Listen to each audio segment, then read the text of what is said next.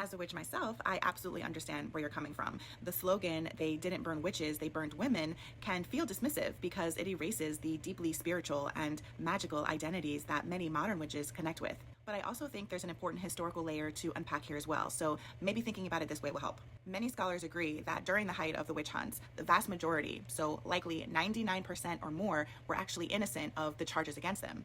This included women who were not practicing witchcraft, but were often accused due to cultural biases, systemic oppression, or just the desire to control or remove those who didn't conform to societal norms. That means that less than 1% of all of those accused were actually engaging in practices that align with what we would now consider witchcraft. In my opinion, this consideration makes the slogan a valid reflection of the overwhelming injustice faced by innocent women. But it's also important to note that practicing magic or living outside of the societal norms should have never been considered a crime in the first place. So while the slogan might not fully encompass the depth of what it means to be a witch today, it serves as a reminder of those who were targeted simply for existing in ways that challenge the structures of their time. It actually reminds me of the time when I was protesting outside of the Supreme Court after the reversal of Roe v. Wade. One of my signs said, "You can only ban legal abortions," and I had a picture of a bloody hanger. My intention was to highlight how restricting access doesn't stop the practice, it only makes it dangerous. But I remember getting some weird looks, like people didn't understand what I was trying to convey. Sometimes intention gets lost. I feel like we saw this similarly with the slogan "Defund the Police," where the deeper meaning didn't come across clearly.